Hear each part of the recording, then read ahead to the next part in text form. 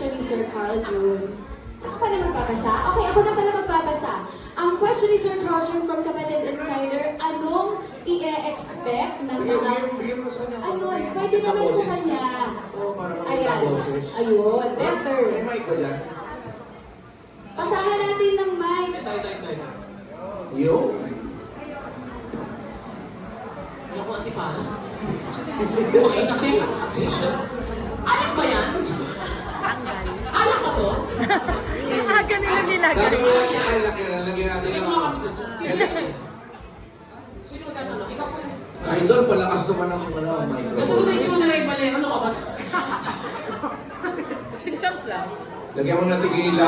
Ayan. Idol, lagyan mo ng tigila kasi lagyan mo dito table. Oh. Lagyan mo ng table dito. Para kami nagpupunta sa inyo. Okay na. Arjun! Okay, hello and welcome back, Singaling, for our new season for this Celebrity Edition. Nice one, hello, wait, it's over, Ikana.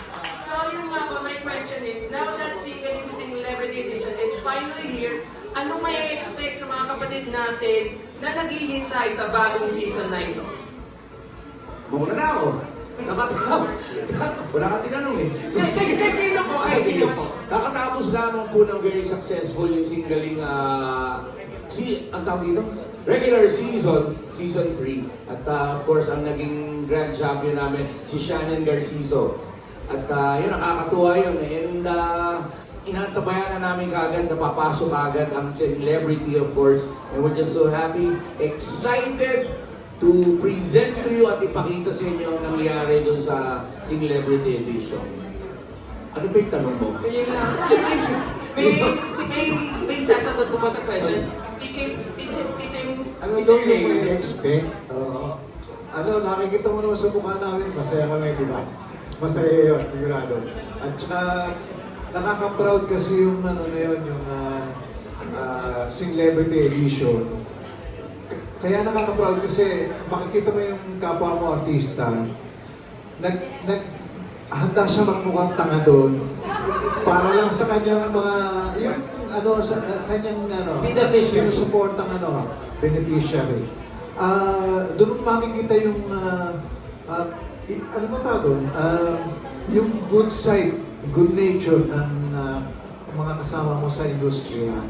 At kahit paano, siyempre, ako kahit hindi mo ako palakpakan, bayaran mo lang ako, kaya ako. Pero itong mga kasama ko na to, hindi, sila talagang gagawin nila lahat para doon sa kanilang napiling beneficiary. Yun nakakatuwa yun. Ibang angulo, napakaganda. Yun lang. Well, for me, it's I think it's expect the unexpected because there are artists there. Specifically speaking of the male, I was really shocked na alam ko magaling sila mga artista. But when I heard them sing, I was pleasantly surprised na maganda yung boses. I told 2 or 3 of them, sabi ko, if you only concentrated on singing, you'd be a fabulous singer. So expect the unexpected from these people. Ako din gusto sumagot sa mga celebrity. Kasi lahat ng mga nakakanood sa amin, akala nila, for example, we're just acting on screen sa mga ginagawa namin sa television. So ito yung venue na binigyan kami ng chance to share our talent. And aside from that, meron kaming natutulungan na bida beneficiary namin. And masaya rin kami na napasama kami. And yun nga, ma-share namin yung talents namin, which is singing, and makatulong din kami sa mga bida beneficiary namin. Ayan, that's all. And congrats and welcome back ulit! Yay! Thank you, Carl June! Ayan, ang susunod naman natin magtatanong from our media friends, I'd like to call on Miss Rose Garcia ng Marites University.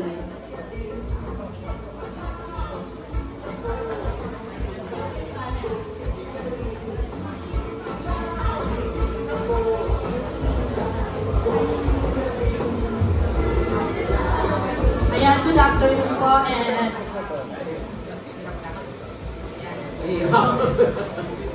congratulations and for another season of Kigali. Siguro first question ko muna kay Sir Ray Valera. Ayan, how do you feel to be back Natanong na ba? Baka natanong. Mabuti naman at saka hindi yun eh. Mas natutuwa ako dahil buhay pa ako. Hindi, alam niyo naman, di ba? Si Haji Alejandro, kasama ko yun, di ba? Si Rico Puno, kasama ko yun. Si Marco Sison, buhay pa yun. Tsaka si Nonoy Zuniga. Tatlo na lang kami natitira doon sa Hitmakers. Ngayon, balak namin palitan yung pangalan namin, gawin na lang namin The Survivors. At saka yun lang talagang feeling kapag kasama mo itong mga bata na to, parang bumabata ka na rin. At nakakalimutan mo yung edad mo. Pagkatapos minsan, mamamatay yung kasama mo, bigla kang magigising. Hindi, I'm just talking about realities ng buhay. Na akala mo tayo may control sa buhay, yung pala wala. Because one day, kausap mo, next week hindi mo na siya kausap. Ganon ka, itong si Haji, kung makikilala mo to, ang finances niya siya may control, yung buhay niya siya may control, yung oras niya, pag nakakasama mo yun sa biyahe, yung kama nun, nandun yung necktie, yung medyas, yung brief, yung pantalon, ganon kaayos sa buhay yun. In control. And then all of a sudden, pam, wala, yung finances mo, wala. I mean, wala tayong, kung meron mang control, mga 10% lang siguro. Yun ang mga isi-share ko sa'yo. Hindi yung dahil sa, pagsikat, hindi naman yan eh. Mahalaga para sa akin. Yeah, buhay pa tayo. Masaya lang, gano'n.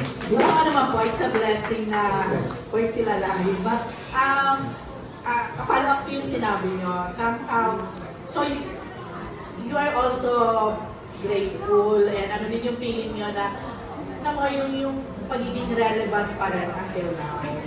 Yeah. When it comes to being a singer. Salamat. Yung relevance naman minsan ina-attribute ko rin yun sa mga kasama ko.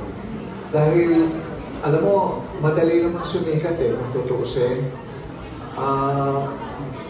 Basta, ang kung paano gagawin ang pagdating mo doon sa sinasabing kasikatan at kung paano ka magsusurvive.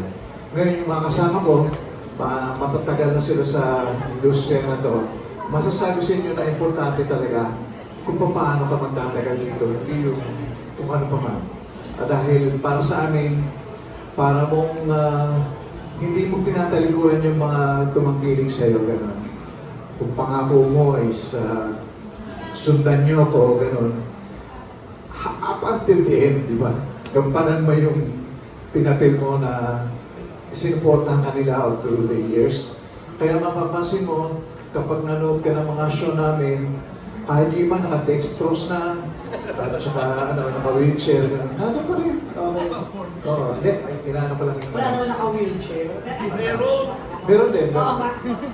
Pero yun ang sitwasyon na sinasabi ko, ay kapag umabot ka sa ganitong edad, at nandiyan ka pa, kung tawagin, relevant, may relevance ka pa.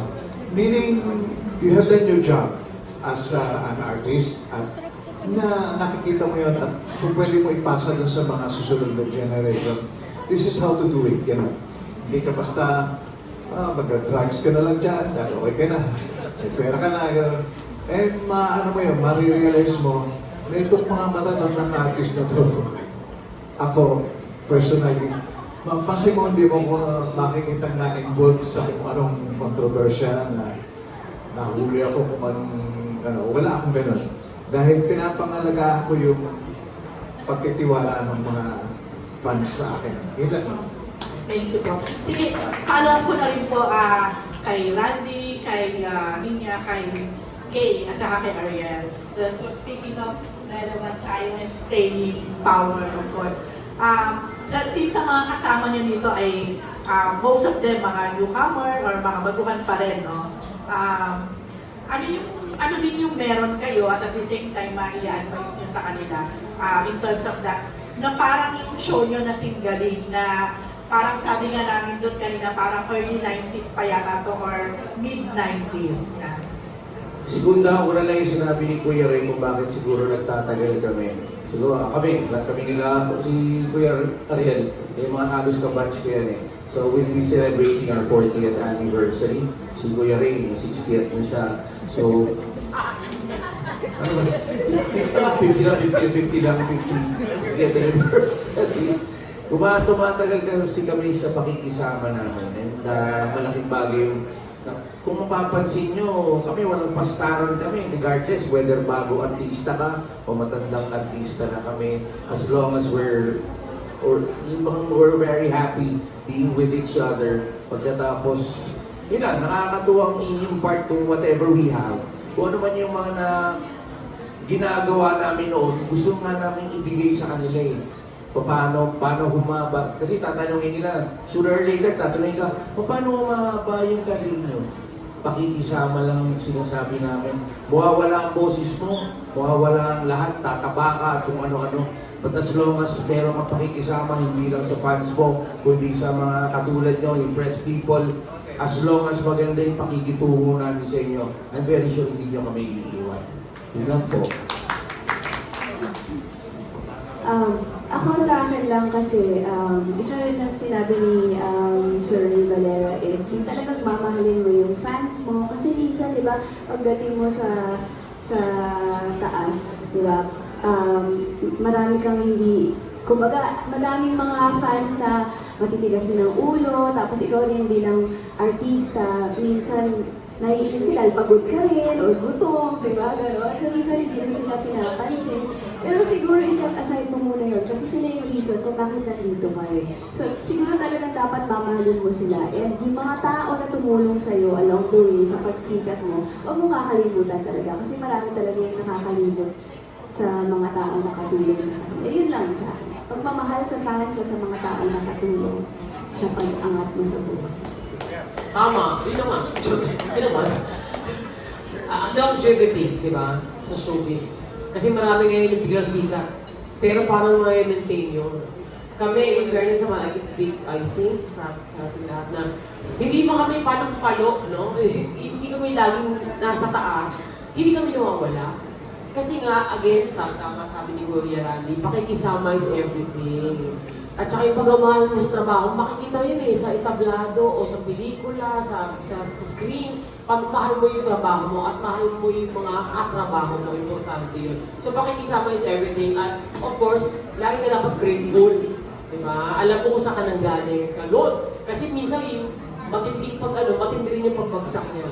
So kailangan mo respetuhin yung mga tao sa paligid mo. Diba Kuya A? Kan-kan mo. They said everything. They said everything. I think it's the appreciation it's more the appreciating the people who appreciate you. Don't believe in the write-ups about you, whether good or bad. And also, I think key to longevity. I can enumerate every single one of these guys. Donita knows also.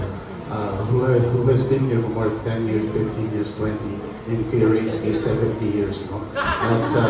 It really is respect and nasa ugali po talaga ng isang tao para tumagal ka. Hindi yan sa galing, kasi you leave a mark with your artistry, pero kung mabait po kayo sa kapwa artista, kapwa tao, doon po ang key sa pagpapatagal niyo sa industry. Yes, last na po. Kay Randy at saka kay Kay. Kasi kayo yung last na host din ng Singaling. Mas exciting ba? And mas, anong kaibahan? Or ano yung mas, exciting, mas nakaka-excite kapag Celebrity Edition? Yung excitement po, Ate Marites, excitement of doing Celebrity, regardless whether Celebrity o yung regular season, yung Singaling lang as a show. Very first season lang po namin, sobrang excited na kami para magsama-sama kami for a very new show. At the same time, ulitin natin, di ba, nung pinanganak ito, pandemic. So, imagine mo, lahat kami naka-face mask. Lahat po ng mga katrabaho namin. Sa madaling salita, hindi kami nagkikita-kita. Nag-host kami ni Ate Kay, at dito ako, nandun siya. Nandun si Donita and the rest. So hiwa-hiwalay kami. And yet, if you're talking of the excitement, sobrang excited kami. Kaya maganda at nakita ng tao kung paano kami naging excited sa show. Bakit? Maganda yung rating. Dumating ang season 2 at saka pagkatapos dinagdagan pa natin ng Celebrity. Ngayon kasi second season na ngayon ng Celebrity. Pero of course, yung excitement nakita na mula pa nung first season ng Celebrity. Very excited lahat ng tao, hindi lang kami. Kahit yung mga mismo mga celebrity ay naging excited dahil gusto na panood nila yung first season at gusto nila ipakita na kahit artista sila, meron din silang mga boses, meron silang gusto ipakitang talent. Yun lang po. Tama. Hindi. Kasi nga, mas nakakatawa to para sa akin, Big Theory Arms. Nakakatawa to kasi sa regular. Kasi yung mga regular, hindi mo nating kilala. Hindi sa pag-ano, di ba? Ito kasi mga artista, sila Sir Gus Abelgas, akalain mo yun. Di ba? Tapos sa paglalaroan namin, hindi lang sa pagkanta lumalabas din yung sense of humor. Ito siya, kabangan niya ito, doon siya nakakatawa. Ang dami, bukod sa mga hidden na mga talents na ating mga celebrity, ang dami yung mga pakulo at nakakatawa kasi nga, mga kilala mo personally, naloloko mo, ang saya-saya. Tsaka marami talagang pasabog yung malaloka ako kasi yung mananalo sa kanila. Ganon. Tapos makikita mo talaga, akala mo buhay nila nakataya. Totoo! Yung sobrang competitive. Kaya panalo to, palong-palo. Ligay at saka dagdag natin, yung mga taong yung ba talagang ginagalang sa industriya. Di ba nga? Tapos binabastos na namin. Hindi naman. Pero game naman sila, di ba? Hindi ko yung mga ginagalang Ay, yung kinukulit namin. Masaya. Yun ang isa sa mga dapat-dapat. Pero wait lang po, sila Alexa and Karen, sila yung mga parang celebrity contestant, tama. Then sila Carmi Martin, celebrity din, contestant. Ang mga judges ngayon, niya, sila who else? Si Evel, Ariel, Litoy, tsaka si Sir Jenny. Ella May. Tsaka si Sir Benny. Tama ba? Benny si ay, di ba? Nagulo kami. Let's watch this. Ano ba yan? Paki-google na. nababanggit ni Ariel kanina si Jessa. Wait lang po, nababanggit ni Ariel kanina si Jessa, pero parang wala ba siya ngayon? Sa edition. Mama siya. Wala pa siya ngayon. Naguluhan din ako. Pero mamaya na lang. Ayun na, thank you. Thank you.